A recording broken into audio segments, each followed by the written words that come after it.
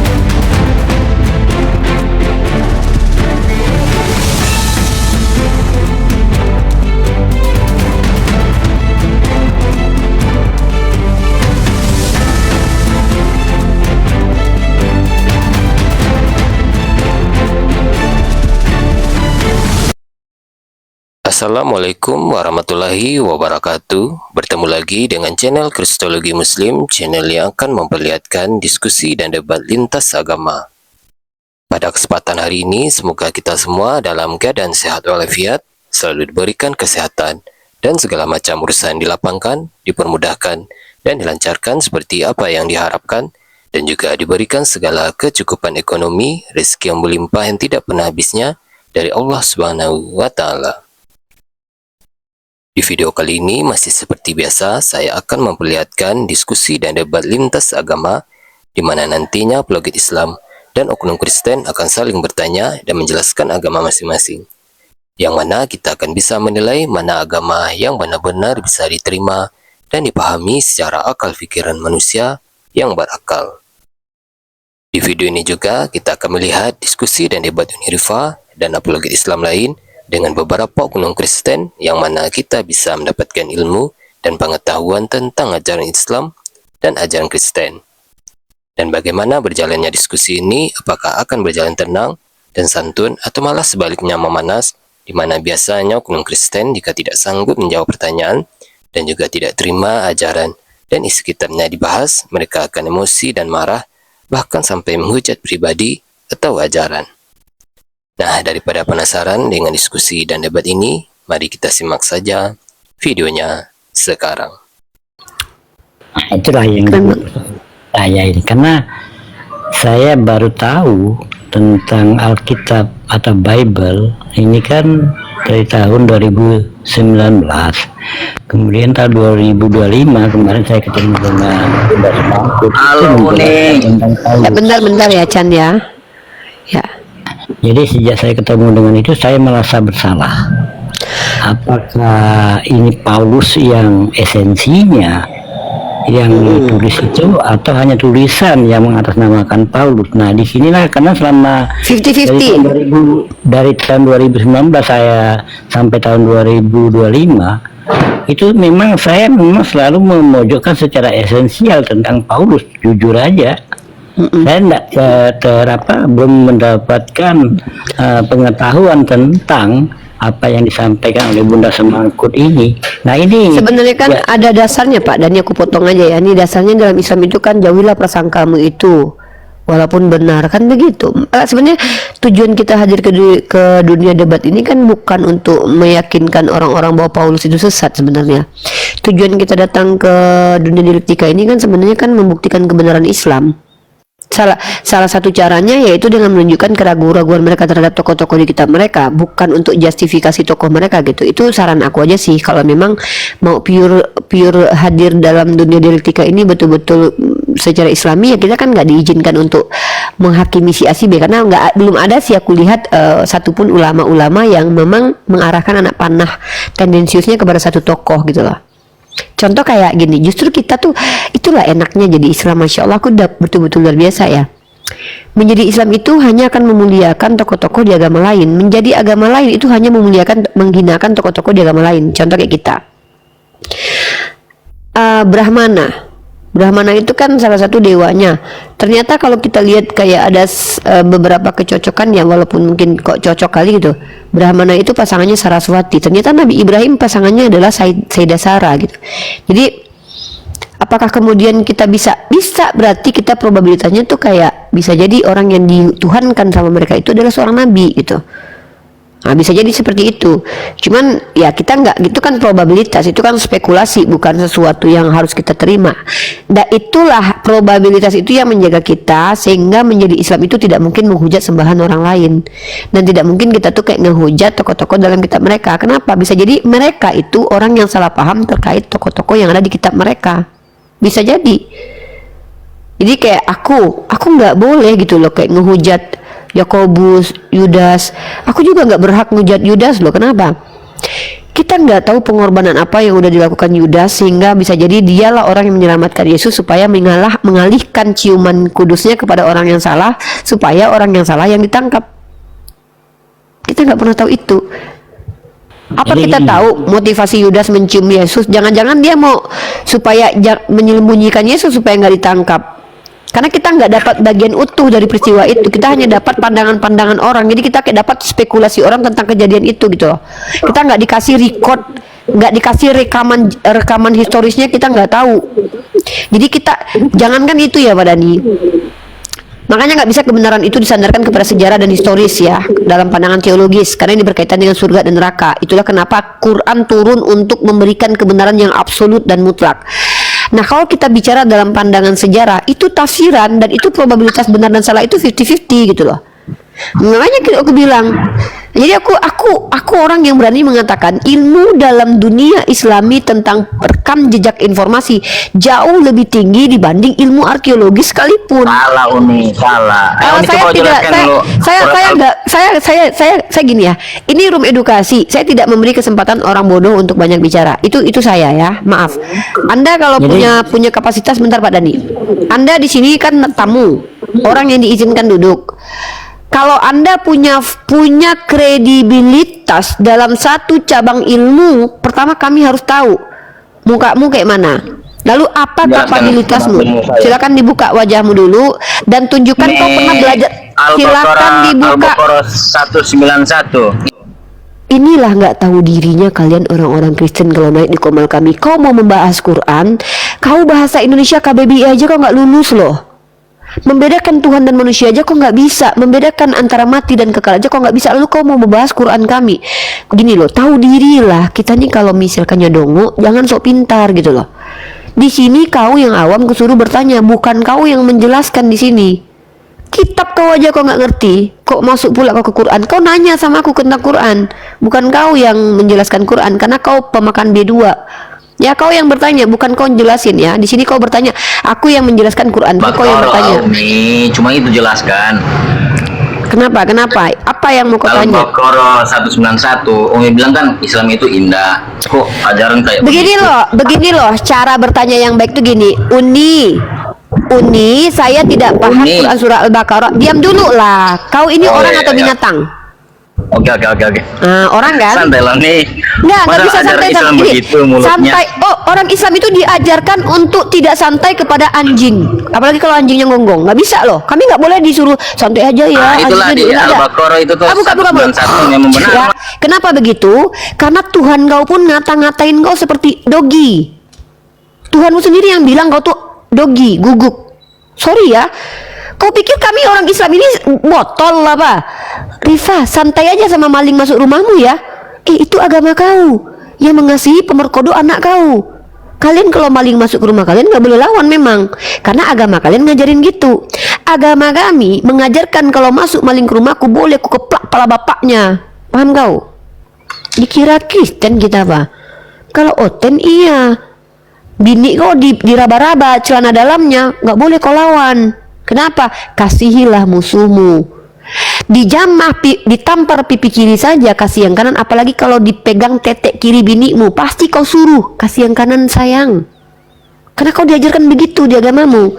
Salah orang kau, aku bukan oten. Sejak kapan aku deklarasi sebagai oten? Najis aku jadi oten, nggak mau aku. Diajarkan tampar pipi kiri kasih kanan, mana mau aku, botol kali. Lebih baik aku nggak beragama. Masa Tuhan nyuruh, Rifa, nanti kalau kau ditampar pipi kirimu kau kasih yang kanan ya. Pipi kau dulu kasih, sini ku tabok bolak-balik. Kalau ada Tuhan yang ngomong gitu sama aku, seandainya aku jumpa Tuhan kayak gitu ya, ini aku nih, ada Tuhan datang sama aku, Rifa, ya Tuhan, akulah Tuhan yang kau aniaya. Kenapa? Aku bilang, apa rupanya? Ngapain kau bisa dianiaya? Kau yang salah. Debat sama aku. Sempat dia bilang gini, Rifa, aku berkata kepadamu, apabila pipi Rifa, jangan Rifa melawan orang jahat kepada Rifa ya. Kalau pipi Rifa ditampar pipi kiri kasih kanan, sini kau dulu, ku tabuk pipi kau. Mau kau? Diam kau, ku tabuk pipi kau dulu. Pipi kau aja yang ditabuk, jangan pipi aku. Ini pipi aku, bukan pipi bapak moyang kau. Kau pula nyuruh pipi aku yang kupunya ini, capek-capek aku pakai skincare, merawat cantik-cantik pipi aku gini, kau suruh kalau ditampar kasih yang kanan. Bapak moyang kau sini ku pijak, gituin. Jangan sama aku ngajarin kejahilan, jangan. Nggak terima ajaran jahil depanku nih. Kalau kalian nggak apa-apa. Kau mau bini kau diperkodok, raba pantat kanan, kasih pantat kiri, itu urusan kalian. Ya, tolonglah kalau kalian mau mengajarkan ajaran jahil, ajarkan di tempat kalian, di gereja, di room kalian. Ini room saya, room ini room memprioritaskan mengajak orang untuk bisa membedakan mana benar mana salah. Nggak ada di agama Islam tuh kasihi musuhmu itu, karena iblis itu musuh kami. Ya kali kau suruh kami berkasih-kasih dengan musuh, kau aja ciuman kudus dengan iblis. Mereka kan diajarkan kasihilah musuhmu. Kan ajaran mereka kan. Mereka disuruh cium kudus sama para pelaku kejahatan, karena harus dikasihi. Giliran ditanya, anak kau misalnya diperkodok depan kau, boleh nggak kau lawan? Nggak boleh kata Yesus. Kemana kau kabur? Ke kantor polisi. Orang kalian kalau kalian mau ajarin itu jangan di room saya, di room kalian aja. Nggak laku ajaran kalian itu di depan kami itu. Kupijak-pijak nanti kalian kalau udah ngebodoh-bodohin kami. Ya, maaf ya, sorry to say. Rumah aku, masuk rumah orang dia pula yang ngatur-ngatur. Ini adab memang nggak ada kalian nih. Masuk dia ke rumah kita. Ini kelakuan-kelakuan oten ini ya, yang rata-rata di TikTok ini kan rumah, ini kan platform ini kan kayak rumah bagi saya. Ini saya yang punya, saya yang kelola kan. Ketok. Nah, masuk bang, aku bilang, duduk dulu ya bang. Pas aku lagi ke dapur, masuk dia ke kamar, di kaca-kacanya lemari. Oh, ku tampar muka kau pakai itu. Itulah kelakuan kalian selama ini. Disuruh di sini, kau awam, bertanya saja kau. Kau pula mau menjelaskan. Ya, kau pikir mau aku menyuruh kau di sini untuk menghujat agamaku? Kau jumpai aku biar keludahi mukamu. Kau pikir takut aku? Itulah bedanya kemal-kemal Islam itu memberikan pencerahan, edukasi. Jadi bukan untuk promosi kebotolan. Bukan untuk melakukan promosi kebotolan, tetapi memberikan edukasi, pencerahan sesama manusia. Karena Islam itu mengajarkan ya ayuhan nas, untuk manusia. Yang dipanggil itu manusia. Kalau yang berjiwa hewan, yang ngapain kita panggil? Tinggal dikeplak aja. Nggak ada kewajiban bagi aku di dalam Islam itu diajarkan gini. Dogi yang menggonggong, elus-eluslah kepalanya. Nggak ada. Aku nggak pernah dengar hadis itu. Bahkan kita boleh membun-bun hewan-hewan yang fasik karena berbahaya bagi kita. Itu boleh loh. Guguk yang terindikasi sakit rabies itu diizinkan dalam Islam untuk dihabisi loh, karena dia berpotensi berbahaya, menggigit orang lain. Nah, sedangkan guguk aja yang tidak berakal boleh dibun-bun, apalagi kau yang mirip kelakuannya kayak guguk tapi badannya orang, lebih berbahaya kau daripada guguk rabies. Kau pikir kayak mana kami boleh bersikap? Orang yang bisa merusak akidah Islam, dalam Islam boleh dihabisi kepalanya loh, boleh loh, jangan salah kau. Ya, itu Itu boleh di Islam. Aku bisa bertanggung jawab dengan ucapanku, tapi bukan kami yang melakukan. Yang melakukannya adalah para alim ulama kami dengan keputusan yang tepat. Betul nggak ini orang bisa merusak akidah Islam? Kenapa? Dia melakukan penyerangan terhadap akidah Islam. Apa contoh penyerangannya? Masuk ke masjid, dia bilang pula Nabi Muhammad bukan itu boleh, itu dihantam pala bapaknya itu. Tapi kalau kau di gereja kau tutup rapat-rapat, kau jelek-jelekkan Nabi kami, kalau kami nggak dengar nggak masalah, suka-suka kau. Karena orang sesat ngajarin orang lain sesat itu ya berarti pilihan kalian. Tapi di rumah kami, kalian masuk kalian rumah kami itu jelek-jelekkan Tuhan kami berhak nampar muka kalian sampai bonyok. Itu karena kami apa? Azaz membela diri. Apa iya membela diri? Kau pikir memang pernah kejadian kemarin itu orang dibegal, lawan begal malah dia yang masuk penjara. Kenapa? Ya mungkin hakimnya oten, karena di oten nggak boleh melawan orang yang jahat kepadamu. Inilah ajaran-ajaran yang nggak masuk akal ini. Ya kalau saya sih nggak mau masuk ke dalam pemerintahan karena saya tahu jadi saya nggak masuk ke ranah itu. Cuman tadi ya kita kembali ke awal nih ya. Di awal itu memang kalau selain dari Paulus saya pernah belajar, pernah diajari oleh guru-guru ya. Makanya tentang Paulus ini memang saya awam, hanya tahu itu sejak tahun 2019. Makanya saya katakan waktu mulai tahun itu saya mengetahui ternyata Paulus ini secara esensinya dia ini memang perusak, dia inilah yang menghujat. Itu pemikiran saya di bawah tahun 2025. Setelah ketemu Ibu Semangkut itu baru saya berubah kan. Cuman maksud saya begini, memang disayangkan oleh para alim ulama atau guru-guru saya khususnya ya, khusus guru-guru saya itu tidak menjelaskan bagaimana Paulus ini yang esensinya. Karena kita mendapatkan literasi atau literal yang berdasarkan penjelasan dari Bible ya seperti itu kelakuannya, tetapi secara esensi yang sebenarnya Paulus ini bagaimana saya belum menemukan itu. Nah, mungkin Mbak Uni bisa menolong memberikan pencerahan itu. Lanjut. Ya kalau saya mengambil sikap di tengah Pak. Kita boleh membuka cakrawala berpikir dengan menunjukkan bagaimana pandangan kitab mereka tentang Paulus. Terus kita bisa menunjukkan indikasi-indikasi pernyataan-pernyataan yang bisa jadi orang lain yang berdusta atas nama Paulus, bisa jadi memang si Paulusnya berdusta. Itu probabilitas. Tapi saya pegang teguh kepada Islam, jauhi prasangkamu itu walaupun prasangkamu benar. Kalau itu masih berbentuk prasangka, itu bukan hal yang harus disebarkan. Karena dalam dunia akademis pun informasi yang harus kita sebarkan adalah informasi yang tervalidasi benarnya. Jadi makanya saya tidak mau bahas sesuatu yang masih syubhat gitu. Padahal ini mungkin begitu. Sikap saya jelas ya, bagaimana Islam ajarkan bahwa kita itu diperintahkan untuk menyampaikan. Kalau perang argumentasi kita hanya membukakan cakrawala berpikir aja dengan menunjukkan literatur yang ada. Nanti pilihan ada pada diri mereka. Kenapa bukan kita yang memilih? Karena kita nggak percaya literatur itu.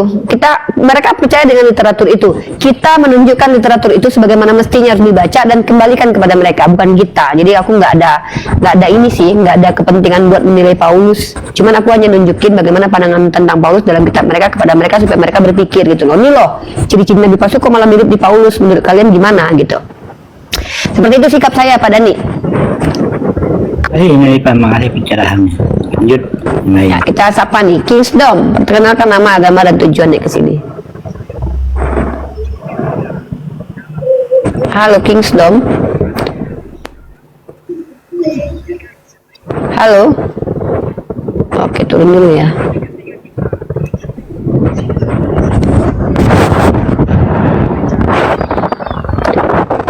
Teman-teman yang non-muslim silakan, kalau ada yang mau naik bertanya silakan bertanya saja, bagus-bagus. Kalau kalian bertanya saja, jangan menambahkan kesalahpahaman kepada kami, biar kami yang luruskan.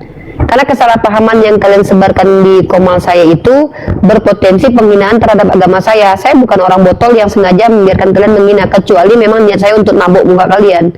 Kalau memang saya sudah tahu nanti saya bisa nabok muka kalian, saya izinkan kalian mungkin nyerang duluan, nanti baru saya telanjangi agama kalian. Tapi saya lagi tak tertarik menelanjangi agama kalian, serius. apa ya, penelanjangan terhadap agama kalian itu udah berkali-kali kita dengarkan, kayak bosan gitu, kayak nggak ada edukasinya ya. Memberi sudut pandang agama kalian, maksudnya gini, apa yang ada di agama kalian tuh nggak ada satupun yang bisa masuk menjadi sebuah pembelajaran secara akademis gitu, nggak ada. Tidak ada satupun gitu loh, entah ayat di dalam kitab kalian, nggak ada yang memang berupa pengetahuan, nggak ada gitu.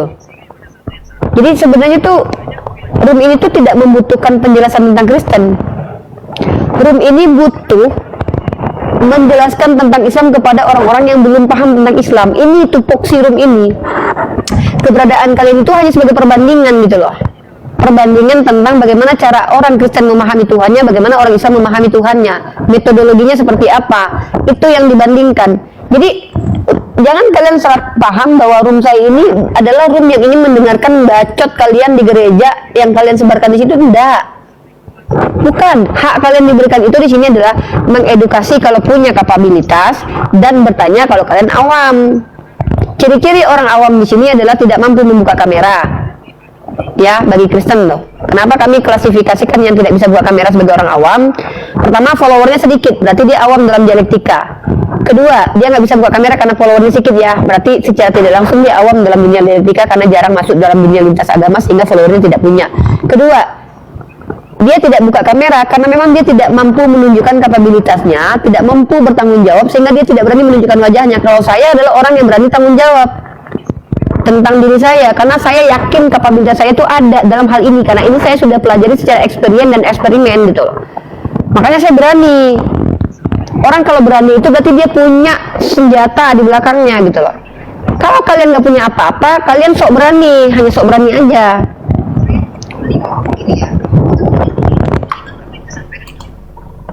Gitu ya. Tolong, jadi kalian di hadapan saya itu bukan saya rendahkan, saya ingin memuliakan kalian, dan untuk memuliakan kalian sebagai manusia, saya nggak mau merendahin diri saya gitu. Karena dalam Islam itu hal yang juga tidak boleh saya lakukan merendahkan diri saya. Nah, saya apabila melawan kalian yang awam ini berdebat, itu saya sedang merendahkan diri saya. Gitu. Misalnya kalian nih, kalian orang yang nggak pernah baca Bible, saya udah berbolak-balik baca Bible, tiba-tiba kau mau ngejelasin agama kau sama aku. Nggak gitu deh ya. Di sini tempat orang-orang non-muslim dari kalangan Kristen diajak berpikir, diajak merenung, diajak jujur. 3 hal itu yang kita ajarkan di sini. Diajak di sini, diajak berpikir dengan cara diajukan pertanyaan dan pernyataan. Diajak merenung dengan menyampaikan hikmah-hikmah dari apa yang kita diskusikan. Diajak jujur untuk mengkonfirmasi apa yang sudah di-statementkan, jujur. Saya ulangi ya. Diajak berpikir dengan mengajukan pertanyaan dan pernyataan, diajak merenung dengan ditemukannya hikmah-hikmah dari hasil diskusi kita, dan diajak jujur atas apa yang kalian statementkan. Konsistensi kalian dibutuhkan di sini. Tapi ketika kalian firman adalah Allah, iya, jujur kalian. Apakah segala firman adalah Allah? Oh iya dong. Kalau gitu Bible adalah Allah. Oh tidak, itu nggak jujur namanya. Ya, cari room lain, jangan di sini. Aku penontonnya cuma 3 biji aja lebih mending daripada 100.000 orang nonton tapi nggak nyambung. Kalian ngapain? Dipuji orang botol bukan pujian. Ngapain aku di sini oten banyak tapi otennya longor? Mending 1 oten aja, 1 orang aja otennya ketemu sama aku tapi nyambung kalau ngomong walaupun nggak jujur. Minimal nyambung, nggak capek aku, ya. Gitu. Jadi aku nggak peduli penonton, nggak peduli siapa yang ini di sini. Yang aku pedulikan adalah ini oten bisa nggak diajak ngomong kayak manusia selayaknya. Kalau nggak bisa turun gitu aja. Karena nggak ada di sini hewan berbentuk manusia diajak ngobrol tuh nggak bisa. Oke, Kingsdom, perkenalkan nama dan agama. Sudah 2 kali naik, tadi saya turunkan karena nggak ada suaranya. Monggo. Halo, selamat pagi. Pagi Pak Kingsdom, perkenalkan nama Bapak, agamanya Bapak, tujuan Bapak naik ke sini silakan. Nama Heri, agama Kristen. Tujuan naik ke sini apa Pak? Room ini untuk dialektika. Terus tujuan Bapak ke sini kira-kira buat apa? Biar saya tahu. Apa Mbak? Oh, mau bertanya? Oke.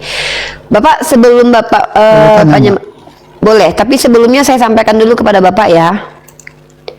Room ini adalah room dialog lintas iman, berpotensi berpotensi membuat orang-orang tersakiti karena perbedaan, berpotensi ya, karena penonton kita ini kita nggak bisa filter, ada dari kalangan awam, ada dari kalangan orang-orang berpendidikan, dan tidak semua penonton kita orang-orang berpendidikan. Sikap orang berpendidikan biasanya apabila kita sampaikan sesuatu yang berbeda, mereka akan emosi. Nah, untuk menahan mereka supaya tidak melakukan itu, kita di sini harus menjaga kehati-hatian dalam bicara ya Pak. Ya, Ya, jadi saya menghimbau sebentar Pak, saya mau dalam Islam itu kan banyak. sebentar Pak. Pak sebentar, Pak sebentar, Pak sebentar, belum Pak, halo Pak. Tarekat bisa menjelaskan. Bapak dengar suara saya nggak? Tes. Halo, Dengar. Bapak dengar? Bisa nggak kita nyambung bicara? Dengar. Oke, Bapak pakai handset nggak? Bisa. Pakai headset? Nggak, maksudnya Bapak sekarang pakai Nggak. headset nggak? Oh, nggak pakai headset. Oh, berarti delay. Oke, Nggak. nggak apa-apa. Enggak. Oke, baik. Bapak di sini niatnya kan untuk bertanya. Pertanyaan ini kalau saya tangkap Bapak kan pengen tahu. Maka pertanyaan Bapak yang singkat itu akan saya jawab bukan seperti yang Bapak mau, tapi seperti yang saya tahu ya. Paham nggak? Saya menjawab seperti yang saya tahu, bukan seperti yang Bapak mau. Jadi tidak boleh mengintervensi jawaban saya kecuali Bapak punya data untuk membantah atau mengintervensinya. Di sini batasannya begitu, biar tidak terjadi debat kusir. Oke, saya akan jawab langsung ya. Apa sih perbedaan antara tarikat ini segala macam? Tarikat itu sebenarnya Pak adalah sebuah istilah merujuk kepada jalan atau upaya manusia untuk mendekatkan dirinya kepada Tuhan. Banyak jalan dan banyak cara, dan selagi jalannya tidak bertentangan dengan Islam, sah-sah saja. Nah, kalau Muhammadiyah itu adalah sebuah organisasi keagamaan yang memiliki konsep-konsep yang mendahulukan dalil-dalil sahih, lalu menjadikannya sebagai landasan. Nahdlatul Ulama adalah sebuah organisasi yang juga kurang lebih seperti Muhammadiyah, yang mana di dalamnya ada konsep-konsep yang bahkan secara luas lebih memahami tentang dalil-dalil yang di dalam Islam itu, walaupun termasuk dalil-dalil yang dianggap mungkin dhaif atau dalil-dalil yang dianggap masih dalam perdebatan, tapi memberikan jawaban-jawaban yang masuk akal dan juga berhikmah. Artinya para ulama-ulamanya adalah ulama-ulama yang sangat luas pemikirannya. Bukan berarti saya mengatakan ulama-ulama Muhammadiyah sempit, tapi memang di Muhammadiyah itu lebih diprioritaskan yang sangat Muhammad atau yang lebih prioritas gitu. Itu sebenarnya. Jadi apa yang membedakan antara Muhammadiyah dan NU mungkin concernnya mereka berbeda. Yang ketiga, aliran-aliran, saya tidak kenal maksud Anda aliran, karena setahu saya aliran-aliran sempalan dalam Islam itu nggak ada yang bertahan lama gitu. Kalau kita bicara Syiah itu apa? Syiah itu adalah klaim kepada orang-orang yang mengaku taklid kepada satu ulama yang mereka anggap kredibel sebagai ulama dalam Islam. Kalau mereka itu mengikuti ulama yang ulama tersebut tidak berpatokan kepada Quran dan hadis yang bertentangan, ya mereka salah. Tapi kalau mereka mengaku Syiah sekalipun, tapi ulama yang mereka ikuti adalah ulama yang berpatokan kepada Quran dan hadis, mereka benar. Jadi benar dan salah itu bukan karena kau ngaku Syiah, Sahabi, Wahabi atau apapun, Salafi, bukan. Tapi karena kau ikut Quran atau hadis atau enggak. Itu sebenarnya. Jadi kalau seandainya ada orang yang mengaku diri ini dan itu, ya ngaku-ngaku aja, nggak apa-apa. Karena pengakuan itu kan belum tentu seperti itu. Karena ucapan itu kan hanya sekedar ucapan, dan ucapan itu kan benar nanti dilihat dari implementasi atau aplikasi kehidupannya sehari-hari. Diaplikasikan nggak omongannya, seperti itu.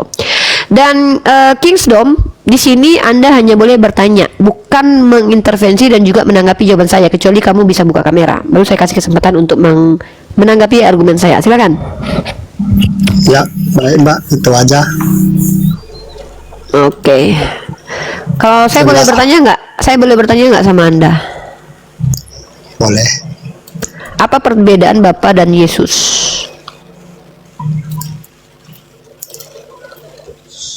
Bapa adalah Allah. Tuhan itu. Berarti memang Yesus dan Bapa berbeda? Yesus adalah utusan. Berarti mereka berbeda? berbeda. Lalu apa yang membuat mereka sama? Kami tidak menyamakan. Oke. Dan Anda menuhankan Yesus? Tidak. Yesus menurut Anda siapa? Utusan Allah. Apakah setara dengan Allah Bapa? Tidak. Tidak setara dengan Allah Bapa. Berarti Anda bukan penyembah Yesus. Dan Anda tahu aliran Anda ini dalam agama Kristen Tritunggal dikatakan ajaran sempalan Unitarian?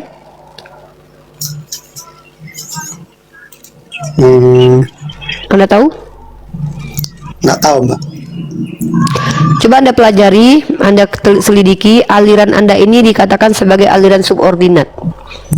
Aliran ini sama dengan aliran Arius yang dianatema pada Konsili Nikea 325, di mana Arius itu tidak percaya bahwa Yesus dan Ilahi Bapa itu tidak setara. Dan Anda ini kalau bicara di gereja Tritunggal, Anda akan dibidatkan, dan dulu Anda dianatema. Sekarang mereka nggak bisa anatema karena kita hidup di demokrasi Indonesia yang ada azas hukum yang berlaku gitu.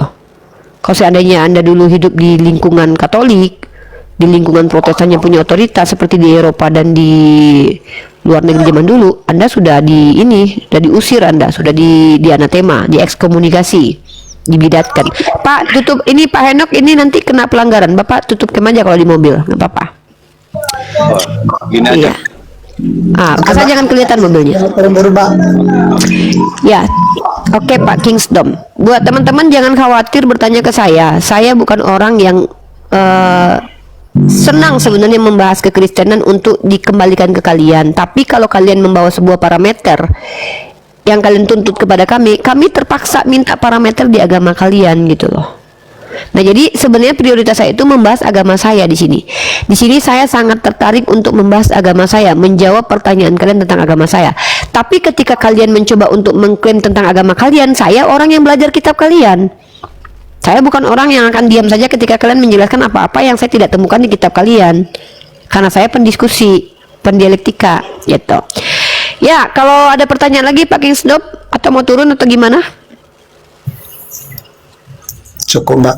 Oke, terima kasih. Ya Pak Henok, apa kabar nih pagi ini nih? Bapak nge-grab ya? Iya, tahu. Iya, karena setiap live streaming di mobil nih. Gimana hari ini Pak? Udah ada ininya? Udah ada sewa? Udah unik. Ini lagi lagi di rumah sakit. Mungkin nggak lama. Oh, ada sewa yang minta antar ke rumah sakit. Iya. Oh iya. Gimana Pak Henok? Ada pertanyaan yang mau diajukan ke saya? Atau ada pernyataan yang mau disampaikan? Kayaknya belum saya tanya sama Uni, sama yang lain sudah saya tanya.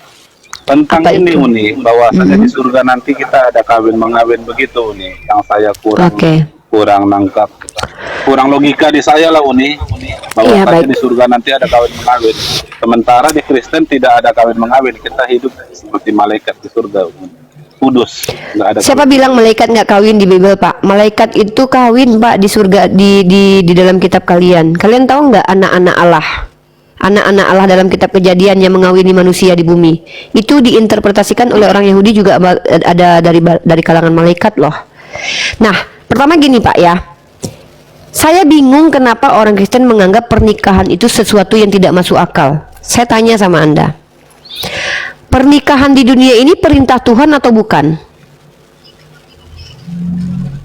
Kalau anak-anak Allah itu bisa saya jawab dulu nih. Pak, saya lagi nggak nanya interpretasi itu. Yang saya baca interpretasinya justru dari literasi kalian. Saya bicara dari literasi Yahudi bahwa interpretasi. Saya kecuali Bapak pendeta. Kalau Bapak awam, saya nggak mau mendengarkan penjelasan orang awam, Pak. Karena saya udah belajar 7 tahun. Masa saya belajar 7 tahun dibandingkan dengan kalian yang baru baca Bible?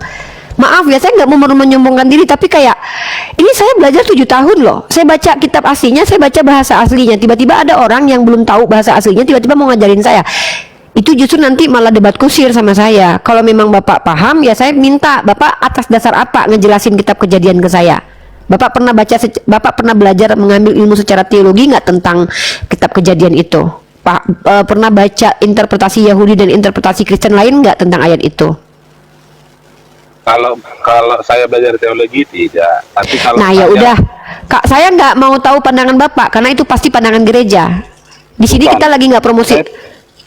Saya tahu nih tentang yang anak-anak Pak, manusia. saya di sini lagi nggak butuh pandangan gereja. Kalau mau pandangan yang mau dikeluarkan di sini itu pandangan para ahli, Pak. Itu ilmu.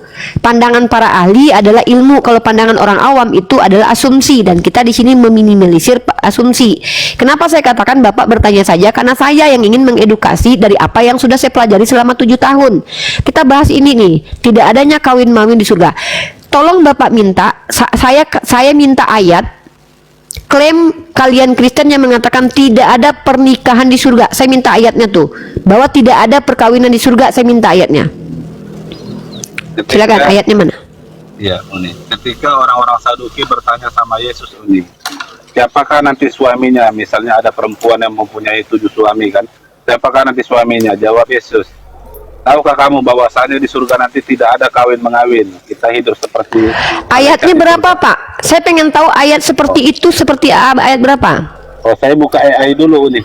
Ya udah saya bantu, saya bantuin karena saya tahu ayat itu ya. Inilah kenapa saya bilang mereka itu suka sekali menginterpretasikan di luar konteks ayat. Kita lihat bedah sama-sama ya.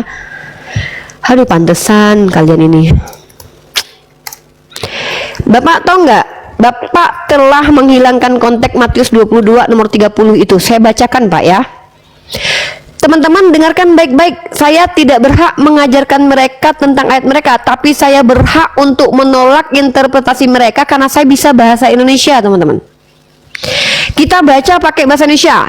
Ya, kita lihat Matius pasal 22 nomor 30. Teman-teman semua buka ayat itu. Yang nonton kali ini, coba kalian lihat siapa yang sesuai dengan konteks, siapa yang melenceng dari konteks. Buka Matius pasal 22 nomor 30. Satu perikop kita baca. Saya mau tanya sama Bapak Henok dulu. Bapak tahu nggak konteks ayat ini bicara tentang apa? Satu perikop ya? No, yang saya tanya itu konteksnya. Bahwasannya di surga nanti tidak ada kawin mengawin, Uni.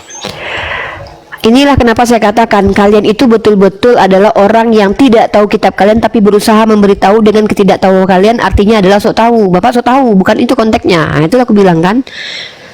Nah, kalau aku bukan sok tahu, Pak, aku benar-benar tahu karena aku mempelajarinya, Pak.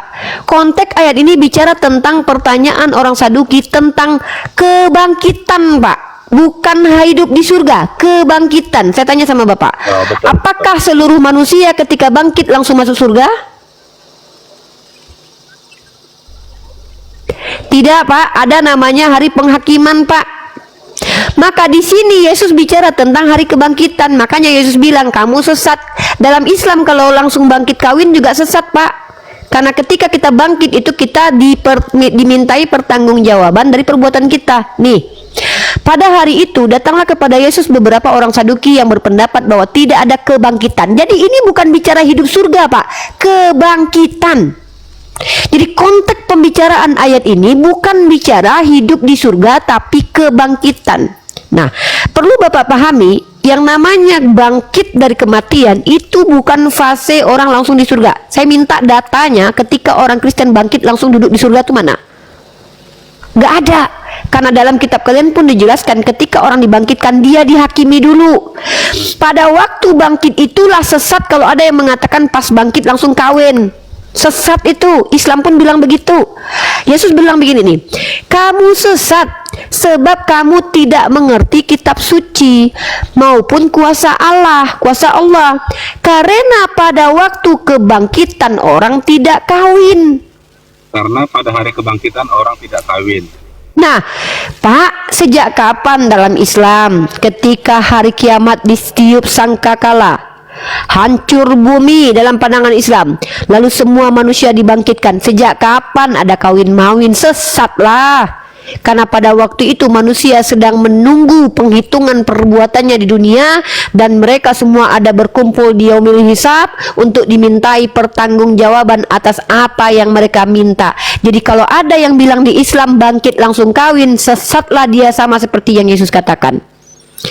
Jadi tidak ada ceritanya ini terkait tentang kehidupan di surga. Kalian kenapa kalian jadi salah paham? Karena perkataan Yesus itu bilang begini, nanti kalian itu ya, kamu nih, tidak ada kawin-mawin ketika kalian dibangkitkan, tapi kalian itu hidup seperti malaikat di surga. Pada waktu bangkit itu kita hidup seperti malaikat di surga. Seperti apa malaikat di surga? Malaikat di surga itu hidupnya hanya kepada Tuhan saja, fokus kepada Tuhan pada waktu itu. Begitulah keadaan ketika manusia di yaumil hisab.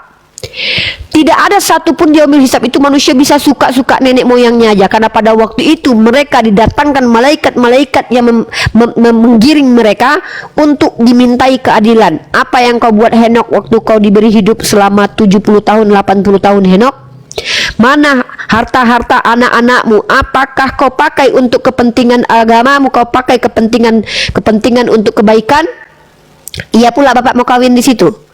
Nah, kenapa kalian salah kaprah? Sama seperti ini analoginya, ya. Uni besok pagi kita sarapan nggak? Bapak ini salah. Saya tidak pernah menjanjikan besok pagi sarapan. Besok pagi itu kita mau berenang seperti yang dilakukan orang-orang Hawaii pada siang hari. Lalu Bapak mengatakan, wah berarti besok pagi kita hidupnya berarti besok pagi itu adalah hari siang gitu loh. Salah. Jadi analoginya itu salah. Dia menggambarkan bahwa nanti di kebangkitan itu kita seperti malaikat di surga, tidak kawin. Karena malaikat itu tidak punya kawin mawin. Karena malaikat itu tidak punya hawa nafsu. Malaikat itu dalam pandangan Islam memang tidak punya hawa nafsu. Jadi malaikat di surga itu tidak kawin, Pak, dalam pandangan Islam. Justru dalam pandangan keyahudian ada namanya anak-anak Allah. Salah satu interpretasinya adalah malaikat. Nah, di dalam pandangan Islam sama seperti ajaran Yesus, bahwa malaikat tidak punya hawa nafsu untuk menikah. Nah, ketika kita di hari kebangkitan, kita tidak punya hawa nafsu lagi untuk sementara waktu. Kenapa? Pada waktu itu jangankan untuk memikirkan pernikahan, kita sedang sibuk memikirkan bahwa dunia ini yang kita dijanjikan dalam Quran itu terjadi. Ketakutan besar kita, semua manusia tidak berbusana. Makanya Sayyidah Aisyah pernah bertanya, apakah kita nanti dalam keadaan tidak berbusana? Betul, kata Rasulullah. Apakah kita tidak punya rasa malu satu sama lain? Pak, jangankan hawa nafsu, kita aja di situ nggak berpikir lagi tentang diri kita karena kegaduhan besar, ketakutan besar. Kita dibangkitkan. Wah, tadinya aku mati, ternyata ini benar-benar dibangkitkan. Mana Tuhan yang benar? Ternyata itu bukan Tuhan. Yang Tuhan selama aku yang ku bilang Tuhan ternyata bukan Tuhan. Dia berlepas diri daripada aku. Ternyata inilah Tuhan yang benar. Suaranya kita dengarkan. Gimana orang mau kawin pada waktu itu? Maka sesatlah orang yang mengatakan pada hari kebangkitan orang kawin. Sepakat saya sama ajaran Yesus, sejalan ajaran Yesus dengan Quran. Tapi kalian malah menyelewengkan ajaran Yesus. Kalian bilang nanti di surga tidak kawin. Nah, bukti kalau di surga kalian kawin adalah adanya alegori tentang kawin anak domba. Pertanyaan saya, kalau memang tidak ada kawin, kenapa kata alegorinya harus kawin? Jangan bilang nanti karena Tuhan melambangkan ini dan itu tafsiran, itu adalah interpretasi. Tapi kalau kita lihat, mustahil manusia tidak kawin. Saya tunjukkan datanya. Ya. Pertama, manusia dilahirkan itu punya hawa nafsu. Keinginan-keinginan itu muncul dari hawa nafsu. Apa kata Tuhan kalian? Nanti Abraham itu makan. Nih saya kasih datanya ya.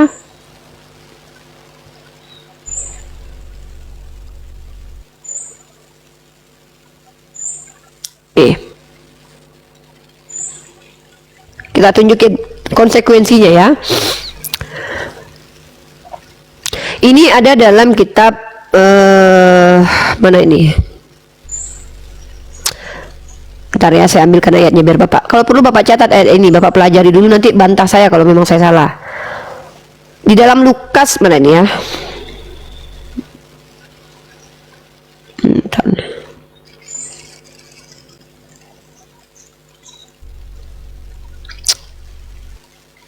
Mana ini? Mengawinnya aja Uni. Jangan makan. Enggak, ini saya tunjukin kalau di agama kalian itu sebenarnya diajarkan kawin men. Oh, ini nih, saya ambil ayat ini dulu. Matius 19 nomor 29 dulu. Ya. Bahwa yang dijanjikan di surga kalian itu adalah perkara duniawi. Yang dinikmati di duniawi juga lah yang kalian rasakan nanti di surga. Nah, Matius 19 nomor 29. Nah, itu satu ayatnya. Bukti kalau kalian nanti ada perkawinan juga Bentar, yang kedua ini nih.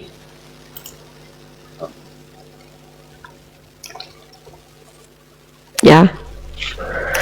Saya bacakan nih. Apa janji Yesus untuk orang yang mengikuti dia di surga nanti, Pak? Dia tidak menjanjikan kalian jadi roh, Pak. Tapi dia menjanjikan apa yang kalian miliki di dunia, Pak. Nih, dan setiap orang yang karena namaku meninggalkan rumahnya, saudaranya laki-laki, saudaranya perempuan, bapak ibunya, anak-anaknya, ladangnya, kemudian istrinya. Tapi LAI menghilangkan kata istri di sini. Bapak tahu nggak LAI menghilangkan kata istri di sini, kata geneika. Matius berapa tadi Uni? Matius 19:29. Inilah kejahatan LAI menyesatkan kalian, sengaja menghilangkan kata istri di sini. Apa itu Uni? Nih, di sini, dan setiap orang yang karena namaku meninggalkan rumahnya, saudaranya laki-laki atau saudaranya perempuan, bapak dan ibunya, anak-anak atau ladangnya, akan menerima kembali 100 kali lipat. Jadi apa yang dan akan memperoleh hidup kekal. Jadi kehidupan kekal ini berbarengan dengan kenikmatan dunia yang dijanjikan oleh Yesus, diantaranya adalah istri. Mana kata istri? Selain istri apa saja Uni? Ada orang tua, anak, akan dijanjikan 100 kali lipat. Jadi orang tuanya 100 kali lipat, banyak kali nanti bapaknya gitu kalau Uni pemahaminya. Loh, saya tidak bilang Bapaknya begitu, satu, saya jadi bapaknya katakan. 100. Jadi gini Pak, interpretasi ayat Anda itu bukan hak saya. Saya bilang kenikmatan yang dijanjikan Yesus adalah kenikmatan dunia. Karena semua yang disebutkan Yesus itu adalah perkara duniawi. Jadi inilah bukti kalau kalian mengatakan Yesus tidak menjanjikan perkara duniawi, itu bohong. Ya. Jauh. Nah, nanti mau Pak, dengar baik-baik ya. Saya ini bukan orang Kristen. Kenapa? Ayat di kitab kalian ini adalah ayat-ayat yang sebenarnya saya tidak layak interpretasikan. Kenapa saya tidak layak interpretasikan? Karena tidak ilmiah. Karena kita tidak dapat teks aslinya, kita nggak punya. Melainkan ini adalah terjemahan-terjemahan. Kalau kita telusuri nanti banyak kesalahan. Kita tidak fokus di situ, tapi kita fokus secara general bahwa Yesus itu menjanjikan perkara duniawi di surga. Itu yang pertama. Itu dulu poin saya itu bahwa Yesus tidak menjanjikan perkara yang abstrak, perkara rohani, tidak, tapi dia menjanjikan kenikmatan secara duniawi. Dan bahkan yang lebih parahnya, LAI menghilangkan kata istri di sini. Apa alasan LAI menghilangkan kata istri coba? Melainkan ada kekhawatiran supaya nanti orang bisa salah paham kan, supaya tidak mengikuti doktrin gereja kan. Nah, jadi akan bertentangan dengan doktrin gereja. Inilah bukti ketidakjujuran dalam pemahaman agama kalian. Makanya kami itu makanya saya bilang tuh kalau kita bahas Bible itu tidak dapat ilmu, tapi hanya membongkar ketidakberilmuan orang-orang dalam menginterpretasikan ayat kitab mereka. Nah, itu yang satu. Nah, yang kedua, saya mau tanya sama Bapak dulu. Waktu Yesus naik ke surga, dia sempurna nggak sebagai pria? Ini konsekuensi loh. Sempurna. Bapak aja laki-laki, makanya namanya Bapak. Nah, pertanyaan saya adalah apa fungsi alat vital Yesus sebagai laki-laki nanti di surga, Pak? Ya menandakan dia laki, bukan cuma berarti tanda doang. harus seksual di surga nanti enggak. Iya, enggak, berarti cuma tanda doang. Halu kita Uni kalau di Pak, saya gini loh Pak, saya ini sedang tidak saya kan saya nggak maksa Bapak bahwa di surga Bapak itu ada kawin mawin. Bapak kan sudah bilang, saya juga nggak masalah. Yang saya tanya ini adalah berarti menurut Bapak alat vital Yesus itu cuma tanda kalau dia laki-laki dan tidak berfungsi secara fungsional gitu. Waduh. Manusia aja Uni. Pak, saya nggak minta penjelasan dulu. Gimana apa? Bapak menjelaskan. Saya mau menjawab kalau Uni Saya kan minta jawaban. Apakah fungsi kelamin Yesus nanti itu tidak berfungsi secara fungsional? Itu aja jawab. Iya, karena kalau kita apa ini? Ya, udah. Pak, kalau sudah iya, saya nggak. Tunggu. Saya tidak butuh alasan kenapa Yesus alat vitalnya tidak berfungsi secara fungsional. Saya tidak butuh jawabannya. Saya tidak butuh penjelasannya, Pak. Saya butuh jawaban doang. Iya, ya sudah. Berarti inilah bedanya kita.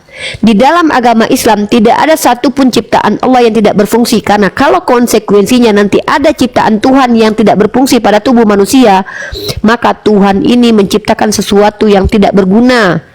Maka Tuhan adalah seentitas yang seolah-olah tidak ada manfaat pekerjaannya. Itu konsekuensi logiknya. Artinya nanti dengan percaya bahwa alat vital Yesus tidak berfungsi, sama saja mengatakan Tuhan menciptakan sesuatu yang tidak berfungsi. Dan inilah yang kami tidak mungkin imani. Kenapa? Ketika ada seorang laki-laki diberikan porsi sebagai laki-laki, ternyata alat vitalnya cuma buat tanda doang. Maka ini kerendahan dan penghinaan terhadap laki-laki tersebut, dan juga kehinaan dan merendahkan terhadap Tuhan yang menciptakan laki-laki tersebut. Nah, itu kenapa kami tidak percaya. Dan kedua, apakah hawa nafsu manusia dihilangkan di surga kalian, Pak? Silakan dijawab. Bagaimana dengan orang lansia Uni yang tidak berfungsi alat vitalnya? Karena dia lansia, Apakah Yesus alat nanti vital itu lansia di harus surga. seksual terus? Makanya saya Apakah tanya, alat vital itu harus seksual terus? Pak, kalau saya tanya nanti Yesus di surganya jadi lansia atau jadi orang normal perkasa laki-laki? Normal. Itulah saya bicara manusia. Pak, Tidak ada gini, saya satupun tidak ini. bicara kasuistik, Pak. Yang kasuistik itu adalah ada orang impoten. Apakah dia salah? Tidak salah. Pertanyaannya, Yesus impoten nanti di surga. Kejujuran yang kita butuh, Pak. Ya sudah, saya bicara apakah Yesus, Pak, kita bicara konteksnya Yesus ini normal, Pak, bukan orang yang impoten. Makanya jangan bahas orang impoten depan saya. Kita bicara Yesus yang dalam Bapak bilang tadi kasus status lansia. Seseorang dalam keadaan lansia itu bukan normalnya. Dan apakah di surga kalian nanti ada lansia? Di surga kami nggak ada lansia nanti. Jangan Bapak bicara sesuatu yang tidak kita angkat dalam topik pembicaraan. Topik pembicaraan kita adalah konteks bahwa nanti orang Kristen percaya Tuhannya yang punya alat vitalnya tidak berfungsi. Itu poinnya. Dan kalau Bapak sepakat dengan itu, ya kan tidak berfungsi. Apakah nanti Tuhan Bapak punya kencing di surga? Tidak, nggak dipakai kencing, nggak dipakai untuk berhubungan seksual. Berarti tidak ada fungsi, karena alat vital itu fungsionalnya secara jasmani adalah kencing, mengeluarkan air yang harus dikeluarkan. Yang kedua adalah berhubungan seksual. Nah, kalau memang dua-duanya tidak terjadi, tidak ada fungsi dari kelamin Yesus, berarti secara tidak langsung Bapak meyakini kekal selama-lamanya ada satu alat yang ada di tubuh manusia di dalam surganya Kristen atau di tubuh Tuhannya yang sama sekali tidak akan pernah berfungsi selama-lamanya, kekal lagi. Akan tidur aja terus sampai kekal selama-lamanya. Tapi ada, cuman buat tanda kalau dia laki-laki. Kebayang kalian? Pikirkan itu. Saya jawab nih, biar ada juga yang saya jawab. Bahwasanya itu kencing-kencing itu darah daging nih. Kita ini roh. Di surga nanti Saya kita tanya, roh. Nggak ada Yesus, kencing-kencing, saya nggak bukan ada. bicara Kristen. Saya tanya, apakah Yesus ke surga itu berupa roh atau daging manusia? Ya setelah dia di surga ya sudah 100% Tuhan lah Uni. Yang saya tanya, waktu dia duduk di surga, tubuh manusia atau roh? Dia hanya manusia di saat di dunia ini. Sudah di surga dia. Oke, Bapak baca kitab Bapak. Anak manusia duduk di samping kanan Allah. Berarti yang porsi duduk di samping Allah roh atau anak manusia? Ngerti arti anak manusia? Inilah kenapa kalian ini. Saya tanya, anak manusia artinya apa? Anak manusia Yesus ini. Manusia itu artinya apa, Pak? Bisa nggak Pak bedakan manusia dengan apakah manusia dan roh sama? Itu kan gelar Uni. Anak domba. Pak, saya tanya gini sekali lagi deh, Bapak. Saya tanya, apakah roh dan manusia sama? Itu aja. Beda lah Uni. Manusia. Udah beda. Bapak ini kebanyakan ini loh, kebanyakan narasi. Bapak ini kebanyakan narasi kosong. Bapak banyak bicara sesuatu yang nggak saya tuntut loh. Biar kita itu produktif diskusinya, fokus kepada topik. Apakah roh dan manusia sama? Beda lah Uni. Nah, Yesus mengaku dia di surga menjadi roh atau menjadi manusia. Setelah dia di surga, seperti yang Uni bilang, nggak bisa Uni paksakan juga kehendak Uni. Saya ini nggak pernah maksa Kalau dari menurut tadi saya, loh. menjawab. Saya Saya ini lucu loh kalau ngomong. Sudah saya jawab. Inilah, bentar. Ini buang waktu teman-teman ya. Ini bikin saya, apa yang saya lakukan di Komal untuk mengedukasi, hilang waktu hanya untuk menjelaskan beda manusia dan roh loh guys. Jadi kayak gini ya, kita lagi di kampus, kita udah ambil gelar magister, hanya karena satu murid yang nggak ngerti beda angka dan huruf, saya harus buang waktu untuk membiarkan orang lain yang sudah tahu antara beda huruf dan angka untuk menjelaskan ke dia. Jadi dia kayak dia sendiri aja yang harus saya jelasin, angka dan huruf itu beda loh nak. Gara-gara dia waktu saya habis. Kalian bayangin nggak? Saya tanya, apakah roh dan manusia beda? Dia bilang beda. Saya tanya lagi, Yesus itu ketika di surga mengaku sebagai roh atau mengaku sebagai anak manusia? Kocek. Padahal saya cuma tanya, Yesus itu mengaku sebagai manusia di surga atau sebagai roh? Karena manusia dan roh beda. Kenapa pertanyaan semudah itu sulit dijawab kalian? Karena kalian sebenarnya secara rasional sudah tahu kalau ku jawab ini nanti kayak gini. Makanya kalian nggak mau jawab jujur. Jadi mohon maaf Pak Henok, jangan buang waktu saya untuk hanya membedah definisi roh dan manusia sehingga kita butuh waktu 2 jam untuk menjelaskan itu. Kenapa? Karena ujung-ujungnya saya terhenti untuk menjelaskan materi saya selanjutnya. Akhirnya Anda juga tetap tidak tercerdaskan, ilmu saya tidak tersampaikan kepada 700-an orang menonton. Ya, tolong mohon dengan sangat. Lanjut. Saya akan membuktikan ada indikasi bahwa nanti mereka sebenarnya adalah orang yang menolak perintah Tuhan, teman-teman. Ya, kawin itu dalam paradigma mereka digambarkan sebagai perbuatan keji. Kenapa? Makanya mereka bilang tidak ada lagi kekejian di surga. Lalu mereka mengatakan salah satu bentuk kekejian di surga adalah kawin. Kebayang nggak kalian? Bagaimana gereja membuat sebuah doktrin bahwa hubungan seksual suami istri adalah sebuah perbuatan keji. Mereka nggak sadar konsekuensi dari percaya bahwa hubungan seksual itu adalah perbuatan keji, sama saja dengan mengatakan Bunda Maria itu hasil kekejian. Semua nabi di Israel itu hasil kekejian karena hubungan mereka hadir karena hubungan seksual.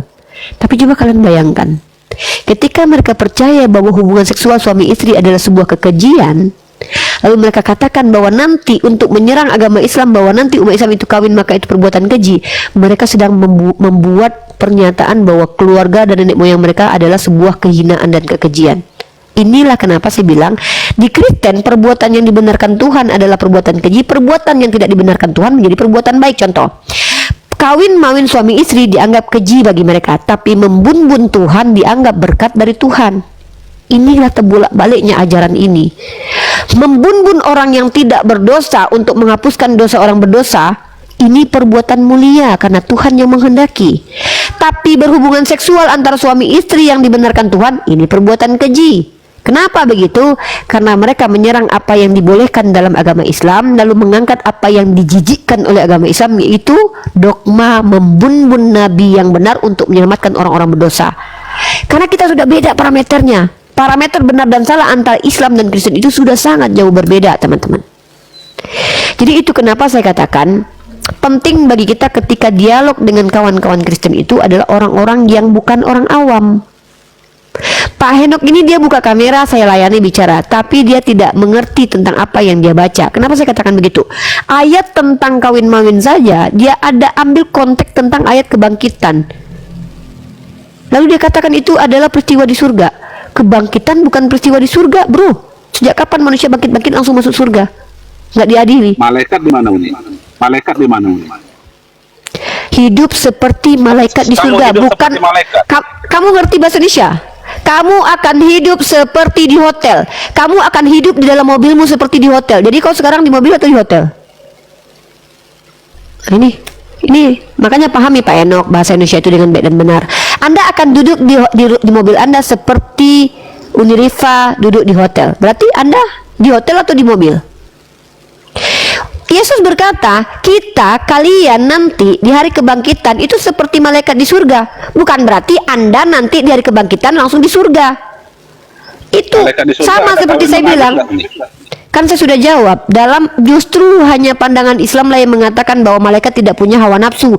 Dalam agama kalian, malaikat itu memiliki hawa nafsu. Salah satunya adalah malaikat bisa punya hawa nafsu memberontak. Jangankan untuk kawin memberontak aja dia bisa, kok kawin nggak bisa?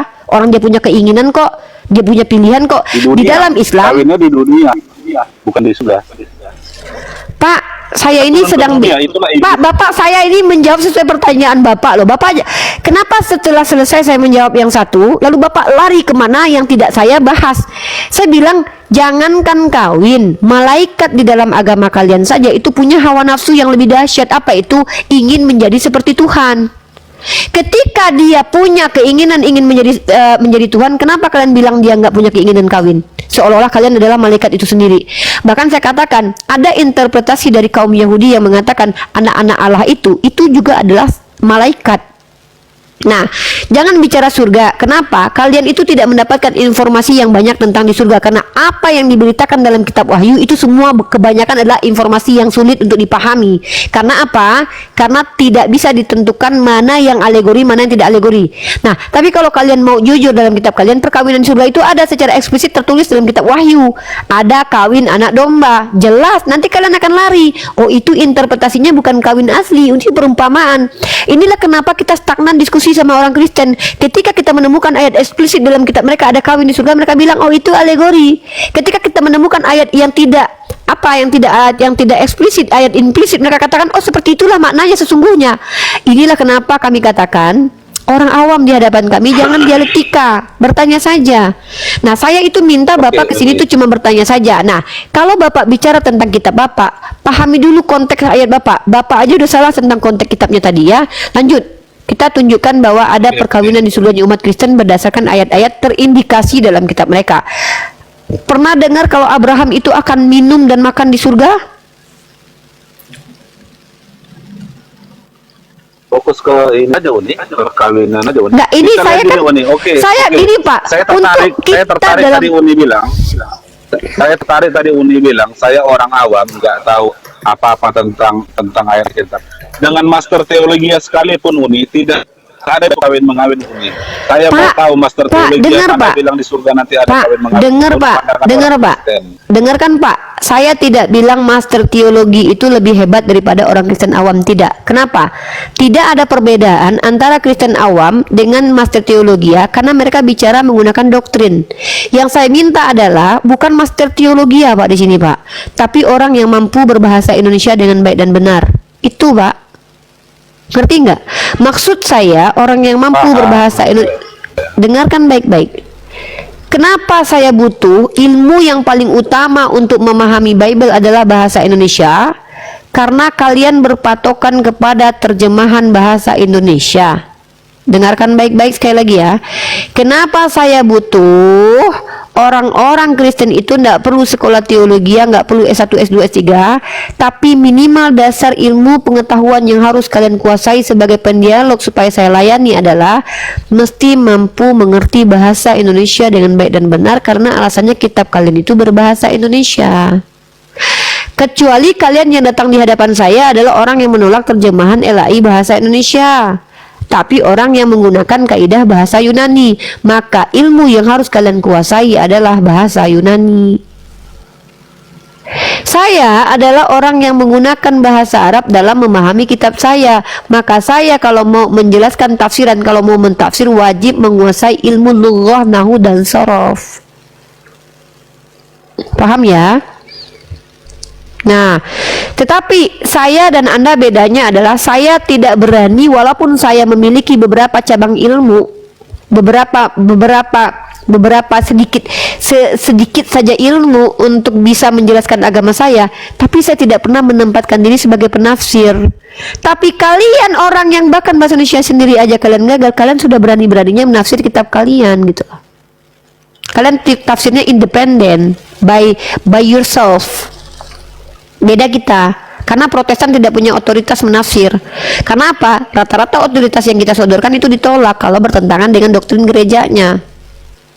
Nah, jadi inilah perbedaan kita secara metodologi. Itu kenapa saya di sini membatasi atau melimitasi orang-orang awam dari kalangan Kristen untuk bicara banyak. Jangan, kenapa begitu? Jangankan orang awam, pendetanya aja tidak mampu membedakan Tuhan, manusia, kekal dan mati. Kenapa? Karena setiap ucapan kalian di sini by doktrin gereja. Nah, karena saya sudah beratus-ratus kali mendengarkan pandangan doktrin gereja, dan saya pikir penonton saya juga sudah tahu, dan ya kami tahu secara keseluruhan doktrin gereja gimana, jadi kami udah nggak butuh lagi, kami tahu. Apa yang saya tidak tahu? Saya tahu di Kristen itu percaya tidak ada kawin mawin di surga. Saya tahu bahwa di surganya Kristen mereka menganggap mereka hanya memuji-muji Tuhan dalam bentuk roh. Saya juga tahu di Kristen itu mereka tidak percaya nanti kalau mereka itu nanti ada ini, makan itu makan rohani. Itu hal yang sudah saya pahami, nggak perlu Bapak jelaskan ke saya. Menurut Kristen, di sini bukan menurut gereja, Pak. Di sini yang mau kita bahas adalah secara tekstual, kontekstual, dan faktual. Faktanya adalah Yesus naik ke surga itu pakai tubuh asli, tubuh manusia, bukan tubuh roh. Itu fakta itu. Faktanya kalau Yesus turun kedua kali itu berwujud manusia.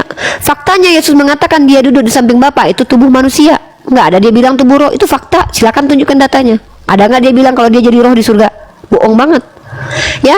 Dan faktanya lagi adalah dikatakan Yesus bahwa nanti ada makan-makan di surga. Faktanya lagi Yesus bilang hari ini dia nggak minum, nanti di surga dia minum. Faktanya itu. Interpretasinya dari Kristen adalah itu makan rohani, itu minum-minum rohani, itu interpretasi. Kita bicara fakta. Karena apa? Metodologi saya adalah tekstual, kontekstual, faktual. Kenapa begitu? Karena kalau kita bicara interpretasi, setiap Kristen mampu menginterpretasi kitabnya seenak udelnya. Panjang perjalanan kita nanti, berputar kita di sana hanya membahas Tuhan dan manusia secara definisi, kita akan menghabiskan waktu sampai 2 hari 2 malam. Tidak produktif, tidak edukatif. Room saya bukan room yang mau stagnan begitu, karena saya ingin menggali pemikiran dan ingin mengedukasi dengan pemikiran saya. Nah, seperti itu ya. Gitu. Jadi tolong dilimitasi di sini. Ini bukan tempat. Kalau teman-teman tidak tertarik dengan edukasi yang menggunakan metodologi, ada room-room lain yang bisa teman-teman kunjungi. Saya menggunakan metodologi tekstual, kontekstual, dan faktual. Bukan saya merendahkan koma lain juga, enggak. Kalian butuh hiburan juga terkadang. Tapi di sini saya memprioritaskan 80%-nya adalah ilmu pengetahuan, metode-metode, 20%-nya adalah hiburan. Itu dari saya sendiri, karena saya tidak tertarik untuk membiarkan orang lain jadi narasumber di room saya, kecuali memang saya kenal dan tahu kapasitas orang tersebut. Itu hak prerogatif saya. Gitu Pak Henok. Ya, jadi yang mau naik ke atas boleh ya, tapi kalian di sini kalau awam mohon bertanya saja. Ya, saya tidak tertarik kalian awam menjelaskan agama kalian, kecuali kalian mencoba untuk menampilkan pandangan kalian ke saya supaya saya tanggapi, boleh. Bukan untuk memberikan. Saya jawab. Ya, Pak Eno. Saya tidak bertanya, Pak. Emang saya bertanya? Bapak nanya aja, Pak. Yang Uni bilang tadi. Pak, Bapak itu, Bapak hanya boleh kawin-mengawin. Kita hidup dalam roh. Pak, dengar Pak. Harus saya tekankan nih, Pak Henok. Kita kan dalam Ya udah, roh. untuk. Nah, berarti nanti kalian manusianya jadi roh, Tuhannya jadi manusia gitu. Kita dalam roh, nggak ada kawin-mengawin. Fungsi alat vital itu Iya, apa? Kan dalam roh. iya, Kencing-kencing berarti itu kan Pak, ini darah kan dan saya daging. nanya ini, Pak, saya tanya ini, Pak. Berarti nanti manusia murid hamba-hamba Yesus jadi roh, Yesusnya jadi orang gitu.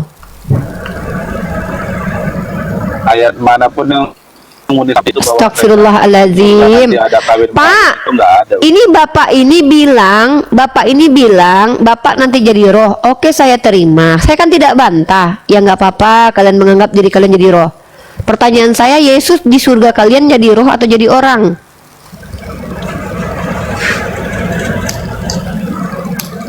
Ya udah 100% Tuhan Uni yang kalau udah di surga. Pak, yang saya Nggak ada tanya itu kawin-kawin. wujud tubuhnya, Pak. Wujudnya, Pak. Wujudnya itu wujud manusia atau wujud orang? Dia punya daging nggak waktu naik ke surga? Dagingnya udah hilang atau luntur? Silakan.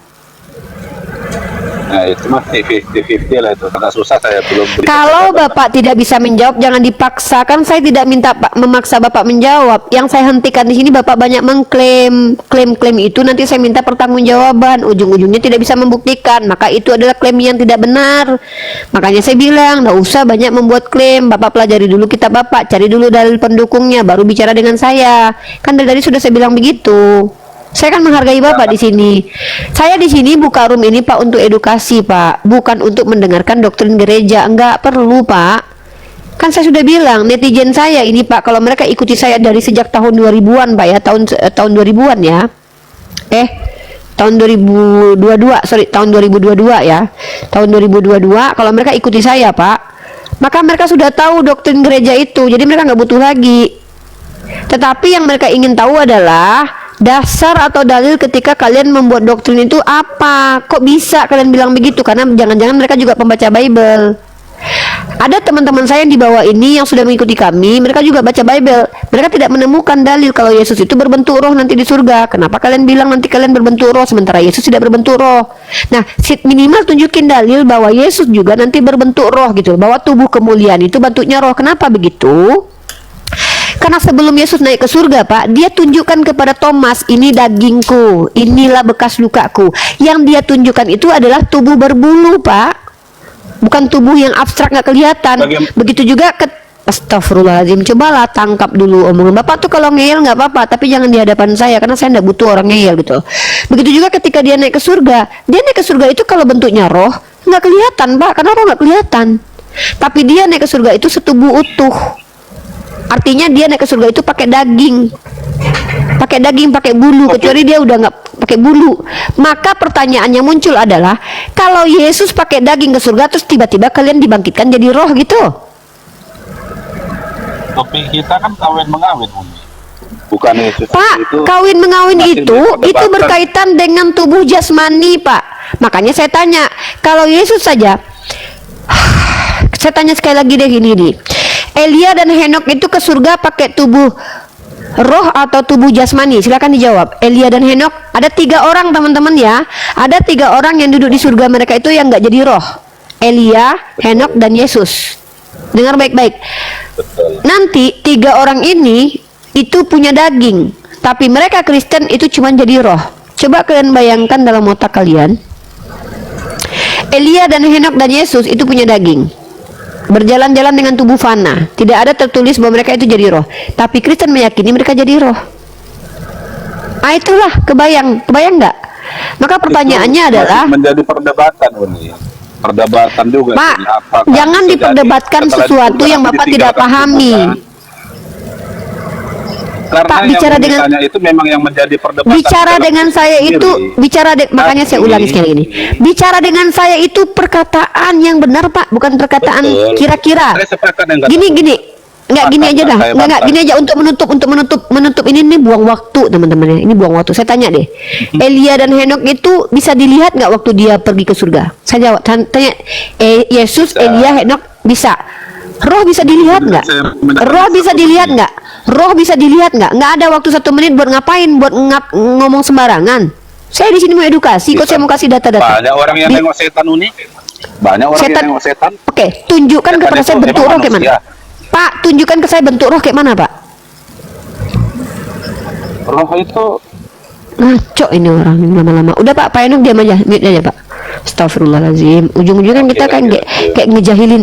Kita tuh kayak ini loh. Kita di sini bukan promosi intinya lah, kejahilan. saya di surga nanti kawin mengawin, bukan karena saya Itu orang menurut Arab. Kristen, bukan menurut Yesus. Oh, Itu menurut Kristen, kalian. baru saya akan jempol, Uni.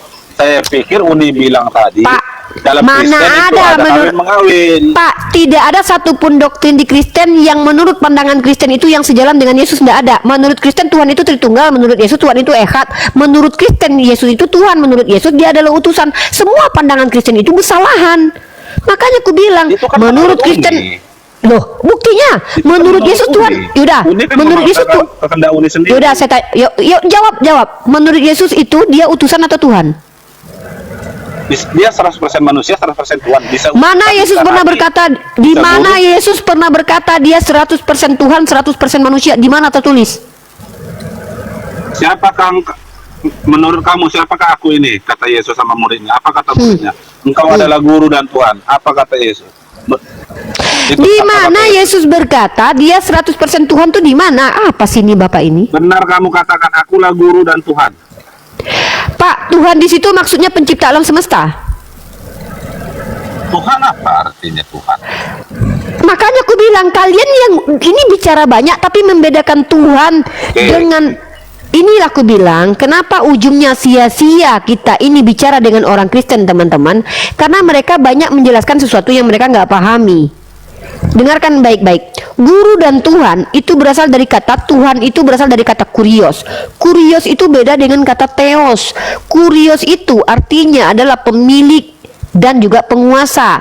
Kata kurios itu juga disematkan kepada siapa? Disematkan kepada pemilik keledai yang diambil oleh Yesus. Bukan berarti pemilik keledai itu adalah Tuhan.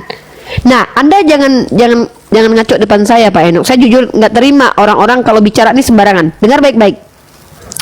Ketika Yesus berkata, Shema Israel, Adonai Elohenu Echad, kata Yesus Tuhan itu ada berapa? Saya kurang paham bahasa apa itu. Anda nggak paham perkataan Yesus, tapi Anda mau menjelaskan tentang ajaran Yesus kepada saya. Inilah luar biasanya. Saya 7 tahun, saya belajar. Oke, Shema Israel, dengarkan wahai Israel. Tuhan itu Echad. Echad sama dengan tunggal, kata Yesus. Shema Israel, Adonai Elohenu Echad, kata Yesus. Dengarkan hai Israel, Tuhan itu tunggal. Saya tanya, kata Yesus Tuhan itu Tritunggal atau tunggal? Tritunggal. Tritunggal itu. Ah, inilah aku bilang. Bapak ini bilang Yesus berkat. Makanya aku bilang, Yesus bilang Tuhan itu tunggal, kalian Kristen bilang Tuhan itu Tritunggal. Yesus bilang dia utusan Tuhan, kalian bilang dia adalah Tuhan. Uni bilang itu saya nggak bantah. Saya nggak bantah, Uni. Pak, yang saya tanya Yesus bilang, Pak, udah, ini terakhir, enggak, saya enggak butuh penjelasan gereja di sini, Pak. Yang saya tanya, Yesus berkata Tuhan itu tunggal atau Tritunggal?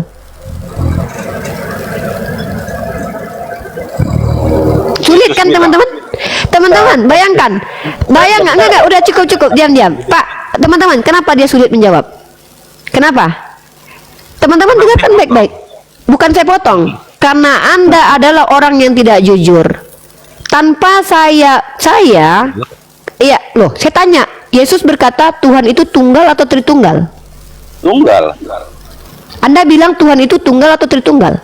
Kristen bilang Tuhan itu tunggal. Kristen bilang Tuhan Tritunggal atau tunggal? Kan ada kata tunggalnya, tunggal satu tapi tiga. Tunggal dan saya tanya, tunggal dan Tritunggal. Saya nggak tanya definisi Tritunggal. Saya nggak nanya Tritunggal itu. Saya nggak nanya. Kenapa Anda paksa? Saya nggak butuh paham itu konsep yang nggak jelas itu. Saya tanya, Tritunggal dengan tunggal sama atau tidak? Tritunggal dengan tunggal, kalau di saya ya Uni, karena ada Tritunggalnya itu. Saya sama, tanya, menurut bahasa tunggal dan Tritunggal sama nggak? Kenapa Anda kok jahil sekali, Pak? Karena ada kata Tritunggalnya udah kata sama lah. Saya tanya, tunggal dan Tritunggal sama nggak? Astagfirullahaladzim, la haula wala quwata illa billah. Betul kata Allah ya. Kata Allah apa? Khatamallahu ala qulubihim wa ala sam'ihim wa ala absarihim ghishawatu wa lahum azabun azim. Kata Allah, hati mereka telah terkunci, mata mereka tertutup, telinga mereka tidak mendengar, mereka summum bukmum umyum fahum la yarji'un. Mereka mendengar tapi tidak paham, mereka melihat tapi tidak mengerti. Bayangkan, saya cuma bertanya kok, apakah tunggal dan Tritunggal sama atau tidak?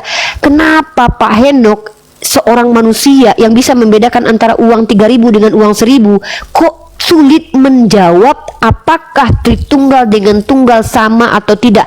Ketika Anda yang menjawab antara apakah sama dengan Tritunggal dan tunggal saja tidak mampu menjawab secara lugas, ini mau ngejelasin tentang ayat Anda ke saya. Berhenti Pak, cukup Bapak mute, biarkan saya bicara dengan netizen ya, Bapak mute aja. Serius, itulah kenapa saya katakan kalian tidak kapabel ya, tidak kapabel sama sekali.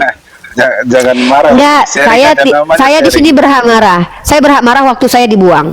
Ya, saya berhak marah. Saya punya marah, itu bukan hal yang biadab kok. Marah itu benar kalau ditempatkan pada tempatnya. Dan kemarahan saya pun tidak saya aplikasikan dengan cara menghina kan, tapi saya aplikasikan dengan cara ucapan kekesalan. Apa ucapan kekesalan saya? Bapak yang bisa membedakan uang 3.000 dengan 1.000, ditanya beda tunggal dan Tritunggal itu tidak mampu menjawab. Itulah bukti ketika dalam masalah enggak, saya nggak butuh penjelasan, udah cukup. Lalu saya bilang begini, 3.000 beda lah Uni dengan Tritunggal. 3.000 bukan Tritunggal. Kalau 3.000 dengan 1.000 saya jawab ya beda lah Uni. Yang Uni tanyakan bukan 3.000 1.000. Tritunggal dengan saya tunggal. Oke. Ini terakhir ya. Ini saya terakhir ya. Apakah kata Tritunggal dengan tunggal sama atau beda? Uni bertanya sama orang Kristen kan? Sama orang Kristen. Makanya jangan ini kenapa Anda tanya lagi? Uni tanya dengan Kristen ya? Emang Anda ragu dengan kekristenan Anda? Anda kan Kristen. Biar saya jawab. Saya kan tanya apakah Tritunggal dengan tunggal sama? Anda ngerti bahasa Indonesia nggak sih Pak? Tritunggal sama. Kan 3 tapi 1. Sama. 3 tapi 1. Tunggal itu 1. Tritunggal dan tunggal sama. Tritunggal dan tunggal sama. Sama. Inilah aku bilang, aku tanya Tritunggal dengan tunggal sama enggak? Ini orang kenapa sih? Sama Uni, Tritunggal itu cukup. Teman-teman, kayak mana kalian mau diskusi sama orang yang mengatakan Tritunggal dengan tunggal sama? loh teman-teman. Ini aku mau diskusi sama orang ini. Bahas agama, bahas Kristen. Pak, diam dulu Pak. Gimana menurut kalian aku bisa lanjut bicara dengan Bapak ini yang mengatakan Tritunggal dengan tunggal sama? Kalau memang Tuhan kau Tritunggal dengan tunggal sama, ngapain kau bilang Tritunggal? Bilang aja tunggal, karena Tuhan kau Yesus berkata Tuhan itu tunggal. Ngapain kau bilang Tritunggal? Karena Tritunggal dengan tunggal sama aja. Inilah aku Dia bilang. manusia, Uni. Aku nggak nanya Tuhan kau mau jadi kecap sekalipun, aku nggak nanya apa ini. Roh Allah yang kudus. Udah Bapak dibawa aja ya. Lama-lama gila orang normal. Bapak ini sama dengan kami orang normal bicara dengan orang gila. Bukan kami menyembuhkan orang gila, kami yang ikut gila. Saya akhiri diskusi dan debat para apologet Islam yang telah memberikan kita ilmu dan pengetahuan tentang ajaran Islam dan ajaran Kristen. Semoga ilmu yang kita dapat dari diskusi dan debat ini dapat membentengi kita dari pemutatan yang mana pada saat sekarang banyaknya misionaris-misionaris mencari muslim yang awam untuk dimurtadkan. Saya akhiri video ini. Terima kasih kepada saudara-saudari muslim semua yang telah mengikuti diskusi ini sampai habis. Sampai ketemu lagi dan nantikan video-video diskusi dan debat apologet Islam selanjutnya. Assalamualaikum warahmatullahi wabarakatuh.